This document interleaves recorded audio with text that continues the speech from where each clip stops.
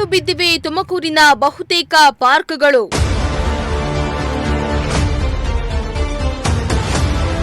ವಿಷ ಜಂತುಗಳ ಆವಾಸ ಸ್ಥಾನವಾಗ್ತಾ ಇದೆ ಉದ್ಯಾನವನಗಳು.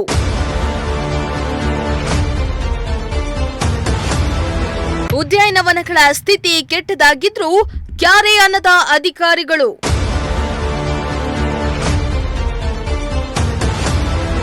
ಸ್ಮಾರ್ಟ್ ಸಿಟಿ ತುಮಕೂರು ಎಷ್ಟು ಸ್ಮಾರ್ಟ್ ಆಗ್ತಾ ಇದೆ ಅನ್ನೋದನ್ನ ಒಮ್ಮೆ ನಗರದಲ್ಲಿ ಸಂಚಾರ ಮಾಡಿದ್ರೆ ಬಯಲಾಗುತ್ತೆ.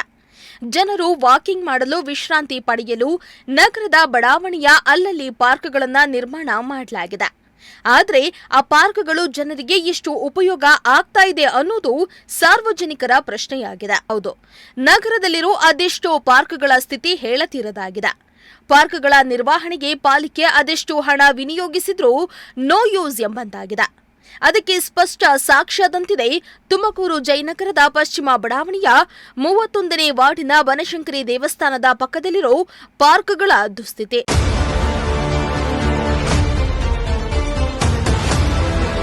ಹೌದು, ಜಯನಗರ ಪಶ್ಚಿಮ ಬಡಾವಣೆಯ 31ನೇ ವಾರ್ಡ್ ಬನಶಂಕರಿ ದೇವಾಲಯದ ಬಳಿ ಜನರು ವಾಕಿಂಗ್ ಹಾಗೂ ವಿಶ್ರಾಂತಿಗೆಂದು 2 ಪಾರ್ಕ್ಗಳನ್ನು ನಿರ್ಮಿಸಲಾಗಿದೆ.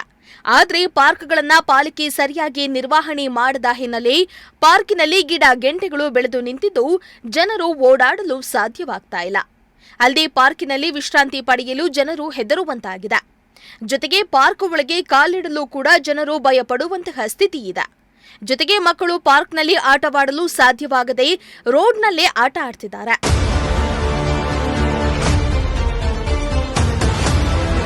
ಇನ್ನು ಪಾರ್ಕ್ಗಳ ನಿರ್ವಹಣೆ ಇಲ್ಲದಿರುವುದರಿಂದ ಹಾವು ಚೇಳು ಸೇರಿ ವಿಷ ಜಂತುಗಳ ಕಾಟ ಹೆಚ್ಚಾಗಿದ್ದು ಮನೆಗಳಿಗೆ ಬರುವ ಸಾಧ್ಯತೆ ಇದ್ದು ಪಾರ್ಕಿನ ಅಕ್ಕಪಕ್ಕದ ನಿವಾಸಿಗಳು ಭಯದಲ್ಲಿ ಜೀವನ ಮಾಡ್ತಿದ್ದಾರೆ.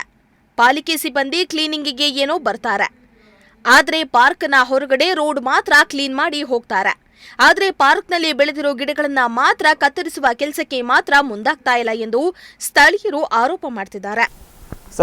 ತುಮಕೂರು ಅಂದರೆ ಸ್ಮಾರ್ಟ್ ಸಿಟಿ, ಸ್ವಚ್ಛ ನಗರ, ಬೆಂಗಳೂರಿಗೆ ಸರಿಸಮನಾಗಿ ಬೆಳೀತಿರುವಂಥ ನಗರಿ. ಆದರೆ ತುಮಕೂರಿನಲ್ಲಿ ಎಲ್ಲೋ ಒಂದು ಕಡೆ ಮಹಾನಗರ ಪಾಲಿಕೆಗೆ ಒಳಪಡುವಂತಹ ಪಾರ್ಕ್ಗಳ ವ್ಯವಸ್ಥೆ ಮಾತ್ರ ಹೇಳ್ತಿರೋದಾಗಿದೆ. ನಾನು ನಿಮಗೆ ದೃಶ್ಯಗಳಲ್ಲಿ ತೋರಿಸ್ತಾ ಹೋಗ್ತೀನಿ.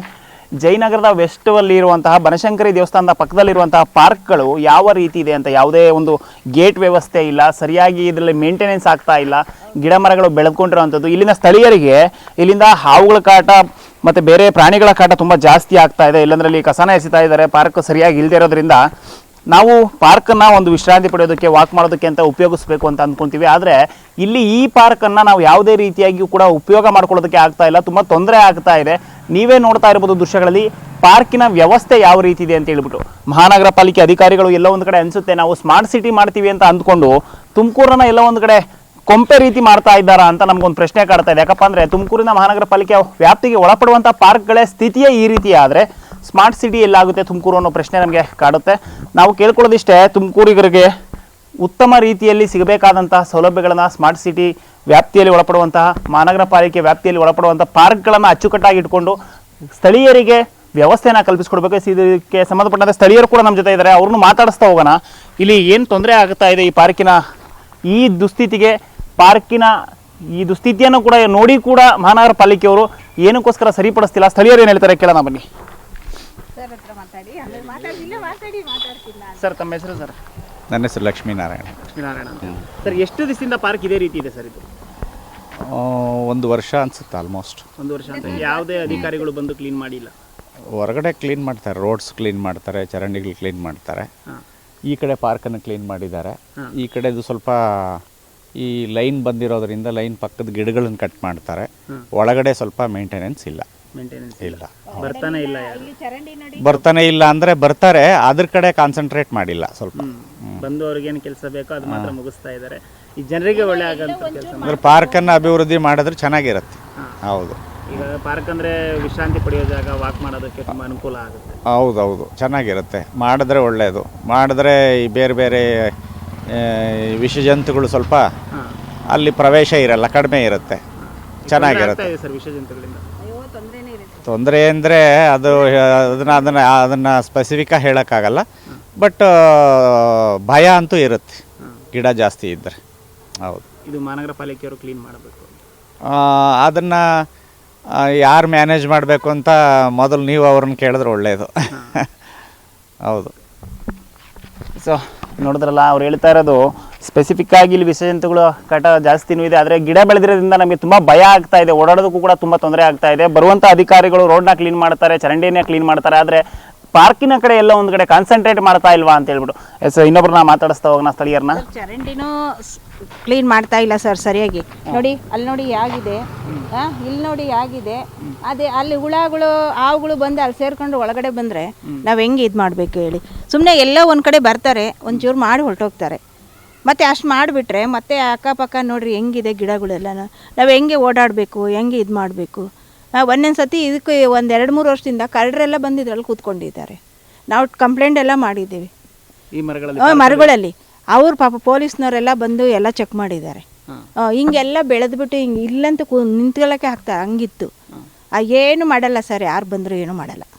ಅಧಿಕಾರಿಗಳು ಸಿಬ್ಬಂದಿಗಳು ಇದ್ರ ಬಗ್ಗೆ ತಲೆನೇ ಕೆಡಿಸ್ಕೊಳ್ಳಲ್ಲ, ಏನು ಮಾಡಲ್ಲ. ನೋಡಿರಿ ಇಲ್ಲೆಲ್ಲ ಸೈಡಲ್ಲಿ ಹೆಂಗೆ ಬೆಳೆದಿದೆ, ಹಿಂಗೇನ ಇರೋದು ಮಹಾನಗರ ಪಾಲಿಕೆಯಿಂದ ಹಿಂಗೇನ ಇರೋದು ಹೇಳಿ. ಆ ಮರಗಳು ನೋಡ್ರಿ ಎಲ್ಲ ಬೆಳೆದು ನಿಂತಿದೆ, ಅದನ್ನು ಕಟ್ ಮಾಡಲ್ಲ, ಏನೂ ಇಲ್ಲ. ಓಡಾಡೋಕ್ಕೆ ತೊಂದರೆ. ಏನೇನು ತೊಂದರೆ ಆಗ್ತಾ ಇದೆ ಮೇಡಮ್ ಈ ರೀತಿ ಗಿಡಗಳು ಬೆಳೆದಿರೋದ್ರಿಂದ? ತೊಂದರೆನೇ ಸರ್, ಓಡಾಡೋಕ್ಕೂ ತೊಂದರೆ. ಹಾವುಗಳಂತೂ ಸಿಕ್ಕಾಪಟ್ಟೆ ಓಡಾಡ್ತವೆ. ಅಯ್ಯೋ ಹೇಳೋಕ್ಕೆ ಆಗಲ್ಲ, ಒಂಥರ ದಾವಿಲ್ಲ, ಎಲ್ಲ ಥರದ್ದು ಇದೆ. ಅದಕ್ಕೆ ಇನ್ನೊಂದು ಸ್ವಲ್ಪ ಮಳೆ ಬಿದ್ದುಬಿಟ್ರೆ ಬೆಳೆದು ನಿಂತು ಬಿಡುತ್ತೆ. ಬೆಳೆದು ನಿಂತಿದೆ. ಬೆಳೆಯೋದಕ್ಕಿಂತ ಮುಂಚೆನೇ ಒಂಚೂರು ಮಾಡಿದ್ರೆ ಪರವಾಗಿಲ್ಲ. ಇವಾಗ ಬಿಸಿಲು ಒಂದು ಸ್ವಲ್ಪ ಒಣಗ್ತಾ ಐತೆ, ಇಲ್ಲಾಂದರೆ ಬಂದ್ಬಿಡುತ್ತೆ ಮರಗಳು. ಇದರಲ್ಲಂತೂ ಯಾರು ಕುತ್ಕೊಂಡ್ರು ಕಾಣಿಸ್ತಾ ಇರಲಿಲ್ಲ. ಇವೆರಡರಲ್ಲೂ ಅಷ್ಟೇ. ಇಲ್ಲಿ ನೋಡಿ, ಅಲ್ಲಿ ನೋಡಿ ಮನೆ ಪಕ್ಕ ಹೆಂಗಿದೆ ಅದು. ಅದರಲ್ಲಿ ಏನೇನು ಬಂದು ಸೇರಿಕೊಂಡ್ರೆ ಸಡನ್ನಾಗಿ ಹೆಂಗೆ ಗೊತ್ತಾಗುತ್ತೆ ಸರ್ ಹೇಳಿ ನೀವೇನು? ಅದನ್ನೆಲ್ಲ ನೋಡಿ ಮಾಡಿಸ್ಬೇಕಲ್ವ ಸರ್. ಒಬ್ಬರು ತಲೆ ಕೆಡಿಸ್ಕೊಳ್ಳಲ್ಲ. ನಿಮ್ಮ ಹೆಸರು ಮೇಡಮ್? ಸಾವಿತ್ರಬಾಯಿ. ನಮಸ್ತೆ ಸರ್. ಸರ್ ಇಲ್ಲಿ ಶಾನೆ ತೊಂದರೆ ಆಗುತ್ತೆ ಸರ್. ಪಾರ್ಕಿನ ದೇಸೆ ಹುಳ ಉಪ್ಪೆ ಎಲ್ಲ ಆಗುತ್ತೆ, ಶಾನೆ ತೊಂದರೆ ಆಗಿಬಿಟ್ಟದೆ ಇಲ್ಲಿ ಅಕ್ಕಪಕ್ಕ ಮನೆಗಳಿಗೆ. ನೀವು ದಯವಿಟ್ಟು ಸ್ವಲ್ಪ ವ್ಯವಸ್ಥೆ ಮಾಡ್ಕೊಳ್ಬೇಕು, ದಯವಿಟ್ಟು ಹೇಳ್ತಾ ಇದ್ದೀನಿ. ಬಂದು ನಮಗೆಲ್ಲ ಅನುಕೂಲ ಮಾಡಿಕೊಡಂಗೆ ನೀವು ಮಾಡಿಕೊಡ್ಬೇಕು ಸರ್. ತುಂಬ ಟ್ಯಾಂಕ್ಸ್ ಸರ್. ವಿಶ್ವನಾಥ್ ರಾವ್. ಹೌದು. ಸೊ ನೋಡಿದ್ರಲ್ಲ ವೀಕ್ಷಕರೇ, ಇವ್ರು ಹೇಳ್ತಾ ಇರೋದು ಇಲ್ಲಿ ಅಧಿಕಾರಿಗಳು ಬಂದು ಕೆಲಸವನ್ನ ಮಾಡ್ತೀವಿ ಅಂತ ಹೇಳ್ತಾರೆ, ಆದರೆ ಯಾವುದೇ ರೀತಿಯ ಕೆಲಸ ಮಾಡ್ತಾ ಇಲ್ಲ. ಚರಂಡಿನೂ ಕ್ಲೀನ್ ಮಾಡಿಲ್ಲ ಅಂತ ಹೇಳ್ಬಿಟ್ಟು ಆರೋಪನ ಮಾಡ್ತಾ ಇದ್ದಾರೆ. ನೀವೇ ನೋಡ್ತಾ ಇರ್ಬೋದು ಚರಂಡಿಯ ವ್ಯವಸ್ಥೆ ಯಾವ ರೀತಿ ಇದೆ ಅಂತ ಹೇಳ್ಬಿಟ್ಟು. ಈ ಚರಂಡಿಯಲ್ಲಿ ಯಾರಾದರೂ ಬಂದರೂ ಸಹ, ಹುಳ ಉಪ್ಪೆ ಬಂದರೂ ಸಹ ನಮಗೆ ಗೊತ್ತಾಗೋದಿಲ್ಲ, ವಿಷಜಂತುಗಳು ಬಂದರೂ ಸಹ ಗೊತ್ತಾಗೋದಿಲ್ಲ. ಎಷ್ಟೋ ಬಾರಿ ಹಾವುಗಳು ಬಂದಿವೆ, ಅದರಿಂದ ನಮಗೆ ತುಂಬ ತೊಂದರೆ ಆಗ್ತಾ ಇದೆ. ಗಿಡಗಳು ಬೆಳೆದಿರೋದ್ರಿಂದ ಇಲ್ಲಿ ನಾವು ಏನನ್ನೂ ಕೂಡ ಇಲ್ಲಿ ಓಡಾಡೋದಕ್ಕೆ ಒಂಥರ ತುಂಬ ದೊಡ್ಡ ಭಯದಿಂದ ಓಡಾಡುವಂಥ ಪರಿಸ್ಥಿತಿ ನಿರ್ಮಾಣ ಆಗಿದೆ ಅಂತ ಹೇಳ್ಬಿಟ್ಟು ಸ್ಥಳೀಯರು ಆರೋಪನ ಮಾಡ್ತಾ ಇರೋದು. ದೃಶ್ಯಗಳಲ್ಲಿ ನೀವೇ ನೋಡ್ತಾ ಇರ್ಬೋದು, ಇಲ್ಲಿ ಚರಂಡಿಗಳಲ್ಲಿ ಯಾವ ರೀತಿಯ ಗಿಡಗಳು ಬೆಳ್ಕೊಂಡಿದೆ, ಈ ಪಾರ್ಕಿಗೆ ಹಾಕಿರುವಂತಹ ರಕ್ಷಣಾ ಬೇಲಿಗಳಲ್ಲಿ ಯಾವ ರೀತಿ ಗಿಡಗಳು ಬೆಳ್ಕೊಂಡಿದೆ, ಇದೆಲ್ಲವನ್ನೂ ಕೂಡ ನೋಡಿಯೂ ಕೂಡ ನೋಡದಂತೆ ಕುರುಡು ಜಾಣತನ ತೋರಿಸ್ತಿರುವಂತಹ ಅಧಿಕಾರಿಗಳು ಆದಷ್ಟು ಬೇಗ ಈ ಜಯನಗರ ವೆಸ್ಟಲ್ಲಿರುವಂತಹ ಬನಶಂಕರಿ ದೇವಸ್ಥಾನದ ಪಕ್ಕದಲ್ಲಿರುವಂತಹ ಪಾರ್ಕ್ಗಳನ್ನು ಅಭಿವೃದ್ಧಿಪಡಿಸಬೇಕು. ಅಭಿವೃದ್ಧಿಪಡಿಸಿ ಸ್ಥಳೀಯರಿಗೆ ವಾಕ್ ಮಾಡೋದಕ್ಕಾಗಲಿ, ವಿಶ್ರಾಂತಿ ಪಡೆಯೋದಕ್ಕಾಗಲಿ, ಮಕ್ಕಳು ಆಟಕ್ಕೆ ಅಂತ ಹೇಳ್ಬಿಟ್ಟು ಪಾರ್ಕ್ಗಳನ್ನು ಮಾಡಿರ್ತೀವಿ. ಆದರೆ ಎಲ್ಲ ಒಂದು ಕಡೆ ಈ ಪಾರ್ಕ್ಗಳು ಮಾರಕ ಆಗ್ತಾ ಇದೆಯಾ ಅಂತ ಅನಿಸುತ್ತೆ. ಈ ಪಾರ್ಕ್ಗಳಲ್ಲಿರುವಂಥ ಗಿಡಗಳು, ಹುಲ್ಲುಗಳಿಂದ ವಿಷಜಂತುಗಳು ಮನೆಗೆ ಬರೋದಾದರೆ ನಮ್ಮ ಆರೋಗ್ಯ ಸುಧಾರಣೆಗೋಸ್ಕರ ಮಾಡಿರೋ ಪಾರ್ಕ್ಗಳೇ ನಮಗೆ ಮಾರಕ ಆಗೋದು ಬೇಡ. ನಾವು ಕೇಳ್ಕೊಳ್ಳೋದು ಇಷ್ಟೇ ಪ್ರಜಾಶಕ್ತಿ ಟಿವಿಯಿಂದ, ಮಹಾನಗರ ಪಾಲಿಕೆ ಅಧಿಕಾರಿಗಳಾಗಲಿ ಸಿಬ್ಬಂದಿಗಳಾಗಲಿ ಆದಷ್ಟು ಬೇಗ ಇಲ್ಲಿಗೆ ಬಂದ್ಬಿಟ್ಟು ಇಷ್ಟು ದೊಡ್ಡ ದೊಡ್ಡ ಮರಗಳು ಬೆಳೆದಿವೆ, ಮರಗಳನ್ನು ಕಡಿದು ನೀವು ನಾಶ ಮಾಡಿ ಅಂತ ಹೇಳ್ತಾ ಇಲ್ಲ, ಆದರೆ ಪಾರ್ಕ್ಗಳಲ್ಲಿ ಒಂದು ಬೆಂಚ್ಗಳನ್ನು ಅಳವಡಿಸಿ ಇಲ್ಲಿರುವ ಕಸವನ್ನು ಕ್ಲೀನ್ ಮಾಡಿ, ಗಿಡಗಳನ್ನು ಕ್ಲೀನ್ ಮಾಡಿ, ಇಲ್ಲಿನ ಸ್ಥಳೀಯರಿಗೆ ವಿಶ್ರಾಂತಿ ಪಡೆಯೋದಕ್ಕಾಗಲಿ, ವಾಕ್ ಮಾಡೋದಕ್ಕಾಗಲಿ, ಮಕ್ಕಳಿಗೆ ಆಟ ಆಡೋದಕ್ಕಾಗಲಿ ಅನುಕೂಲ ಮಾಡಿಕೊಳ್ಬೇಕು ಅನ್ನೋದು ನಮ್ಮ ಪ್ರಜಾಶಕ್ತಿ ಟಿವಿಯ ಕಳಕಳಿಯ ಮನವಿ. ಜನರ ಉಪಯೋಗಕ್ಕಾಗಿ ಪಾರ್ಕ್ಗಳನ್ನ ನಿರ್ಮಾಣ ಏನೋ ಮಾಡಿದ್ದಾರೆ, ಆದ್ರೆ ಅದರ ನಿರ್ವಹಣೆ ಮಾಡಲು ಮಾತ್ರ ಅಧಿಕಾರಿಗಳು ಹಿಂದೇಟು ಹಾಕ್ತಿದ್ದಾರೆ. ಇನ್ನಾದ್ರೂ ಅಧಿಕಾರಿಗಳು ಎಚ್ಚೆತ್ತುಕೊಂಡು ಪಾರ್ಕ್ಗಳನ್ನ ಸ್ವಚ್ಛಗೊಳಿಸಿ ಜನರಿಗೆ ಅನುಕೂಲ ಮಾಡಿಕೊಡ್ತಾರಾ ಎಂದು ಕಾದು ನೋಡಬೇಕಾಗಿದೆ. ಕ್ಯಾಮರಾ ಪರ್ಸನ್ ಸಂಜಯ್ ಜೊತೆ ಪುನೀತ್, ಪ್ರಜಾಶಕ್ತಿ ಟಿವಿ, ತುಮಕೂರು.